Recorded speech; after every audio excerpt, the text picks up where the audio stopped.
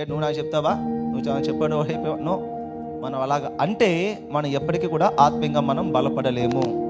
ఎదుటి వారు మనల్ని గద్దించే రీతిగా మన ప్రవర్తన చేసుకోకపోతే అది మన నష్టానికి ఆత్మీయ జీవితం యొక్క కోల్పోవడానికి కూడా కారణమవుతుంది. గుర్తుపెట్టుకోండి. మీరు మీ చుట్టూ ఉన్న వాళ్ళకి మిమ్మల్ని గద్దించే రీతిగా, అంటే ఒక మంచిని ఇప్పుడు చెప్పొచ్చు, లేకపోతే బ్రదర్ చెప్పొచ్చు, మంచిగా వాళ్ళు తీసుకుంటారు అని చెప్పగలిగే వాతావరణం క్రియేట్ చేసుకోకపోతే అది నీకు నష్టము. ఎందుకు వచ్చింది రాబోయే వీళ్ళు నోట్ పెట్టడం, ఒక మాట చెప్పవంటే దాన్ని సాగు తీసుకుని అది ఇది అనుకుంటారు.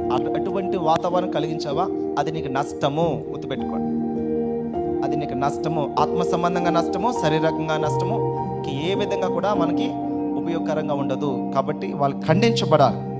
ఖండించుటకును, తప్పుదిద్దుటకును, చూసారా, తప్పుదిద్దుటకును. ఇంకేమంటాడు, నీతి యందు శిక్షణ చేయుటకు ప్రయోజనకరమై ఉన్నది. అంటే నీతి అంటే నీతిమంతుడు ఎవరు? యేసుప్రభు వారు. ఆయన్ని మనం కలిగి ఉన్నాం. ఆయనను వెంబడించుట యందు శిక్షణ పొందాలి. క్రీస్తుని వెంబడించే యందు శిక్షణ పొందాలి. ఈ సమయంలో ప్రభు అంటే ఏం చేస్తారు? ఆయన కొట్టిన కొడుతూ వచ్చి చూపించాలి. మనం ఏం చేస్తాం? సో కాబట్టి మనం ఆ ప్రశ్న వేసుకోవాలి. ఈ సమస్యలో ఒకరు యేసుప్రభు అంటే ఏం చేస్తారు? ఈ అనారోగ్యంలో ఒకరు యేసుప్రభు అంటే ఏం చేస్తారు? ప్రశ్న వేసుకోవాలి. సో కాబట్టి అటువంటి శిక్షణ మనం పొందాలి.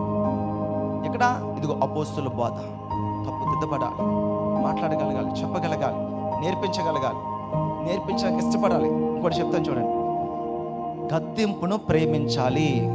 బైబిల్ చెప్తుంది, గద్దింపును ప్రేమించేవాడు జ్ఞానవంతుడు అవుతాడని బైబిల్ చెప్తుంది.